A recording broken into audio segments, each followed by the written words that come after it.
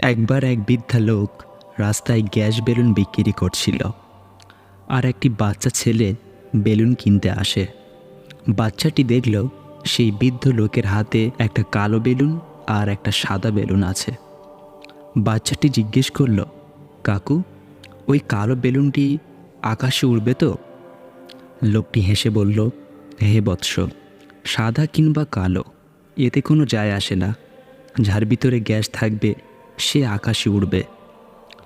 ঠিক তেমনই কিছু মানুষ মনে করে জীবনে সফল হতে হলে ভালো রূপ থাকতে হবে কিংবা ধনী ঘরে জন্মগ্রহণ করতে হবে।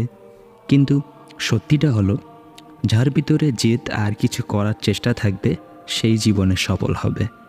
পরের ছেলে যখন নিজের মেয়ের কথা শোনে তখন গর্বে মায়েদের বুকটা ভরে যায়, আর নিজের ছেলে যখন বউয়ের কথা শোনে তখন আর সহ্য হয় না মায়ের। ছেলে তখন অপদার্থ আর বউ ভালো না।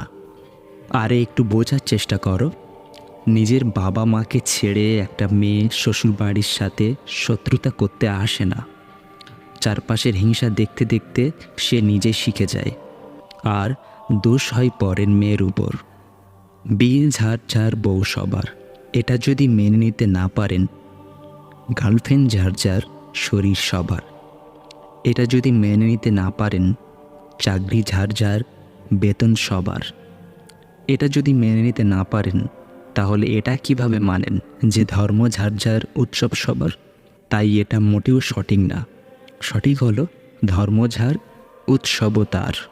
তুমি যখন জন্মেছিলে তখন তুমি কাঁদছিলে, আর তখন সবাই আনন্দে হাসছিল।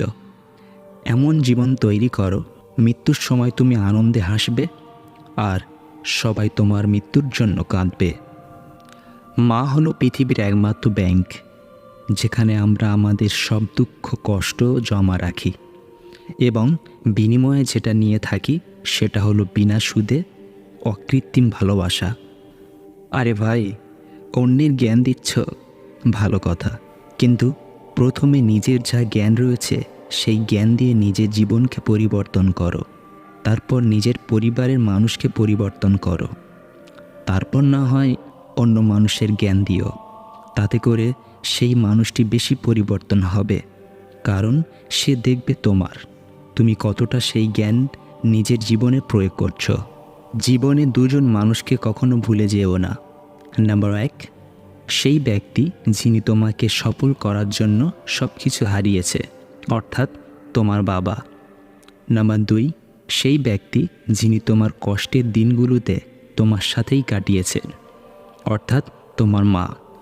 কোনো দিন কেউ যদি তোমাকে অপমান করে আর সেই অপমানের জন্য তুমি যদি নিজেকে পরিবর্তন করে ফেলো, তাহলে যে তোমাকে অপমান করেছে তার কাছে গিয়ে বলো, তোমাকে অসংখ্য ধন্যবাদ, কারণ আমার ভুলগুলো অপমানের মাধ্যমে ধরিয়ে দেওয়ার জন্য।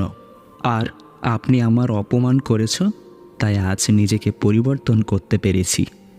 যে মেয়ে তার রূপ নিয়ে অহংকার করে সে কখনোই সুখী হতে পারে না। মেয়েদের রূপ এবং যৌবন আল্লাহর দেয়া এক অশেষ নেয়ামত, তাই প্রত্যেক মেয়ের উচিত এই আমানত রক্ষা করা। মেয়েদের রূপ ফুলের মতন সুন্দর আর ক্ষণস্থায়ী। মেয়েদের রূপ দেখে কখনোই তাকে বিয়ে করবে না, বিয়ে করবে তার চরিত্র ও ব্যবহার দেখে। জীবনে এই 7টি কথা মনে রাখবেন। নাম্বার 1, অতি আনন্দে কাউকে কথা দিও না। নাম্বার 2, রাগের সময় উত্তর দিও না। নাম্বার 3, দুঃখের সময় নির্ণয় করো না। নাম্বার 4, ধীরে কথা বলো, শান্তি পাবে। নাম্বার 5, অহংকার ছাড়ো, মুক্তি পাবে।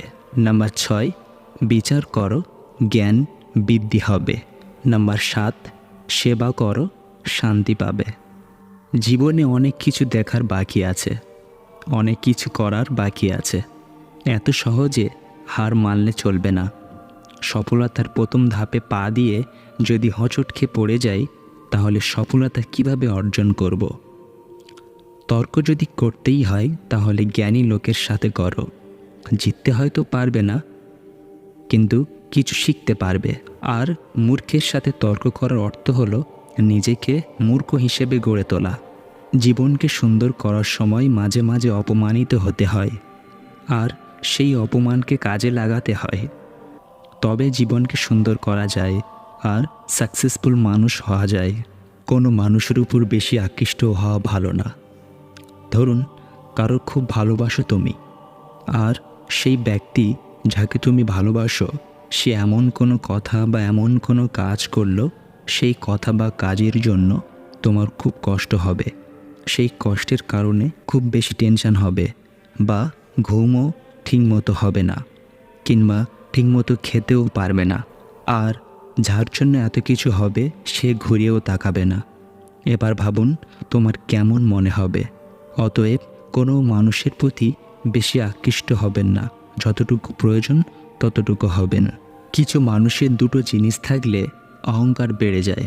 নাম্বার 1 রূপ, নাম্বার 2 টাকা। বর্তমান বাস্তবতা, রাজপ্রাসাদের মতো বড় বাড়ি অথচ পরিবার ছোট, ব্যাংক ব্যালেন্স প্রচুর কিন্তু মনে শান্তি নেই, ঝুড়ি ভরা জ্ঞান অথচ সাধারণ জ্ঞানের অভাব, হাতে দামি ঘড়ি অথচ সময়ের মূল্য বোঝে না, ফেসবুকে প্রচুর বন্ধু কিন্তু বিপদে কোনো বন্ধু আসে না, ছেলের সাথে বউ সুখে থাকলে শাশুড়ির কষ্ট লাগে, কিন্তু মেয়ে তার জামাইয়ের সাথে সুখে থাকলে মা খুশি হয়। ধাক্কা দিয়ে ফেলে দেওয়ার মতো মানুষের অভাব নেই, কিন্তু পড়ে যাওয়া মানুষের হাতটি ধরে টেনে তোলার মতো মানুষের বড় অভাব। মানুষকে ঠকিয়ে মজা নিচ্ছ? মনে রাখবেন এমন এক সময় আসবে তুমি নিজেও সবার কাছে ঠকে যাবে। সফলতার 7 সূত্র আপনার বাড়িতেই আছে। ছাদ বলে লক্ষ্য উঁচু করো, পাখা বলে মাথা ঠান্ডা রাখো, ঘড়ি বলে প্রতিটি সেকেন্ডের মূল্য দাও, আয়না বলে নিজের প্রতিভাকে খোঁজো, জানালা বলে পৃথিবীকে দেখো, ক্যালেন্ডার বলে প্রতিদিন কঠোর পরিশ্রম করো, দরজা বলে নিজের লক্ষ্য ছুঁতে হলে কাজের বাইরে যেও না। তো বন্ধুরা, স্মার্টনেস ভয়েস ইউটিউব চ্যানেলটি সাবস্ক্রাইব করে পাশে থাকুন।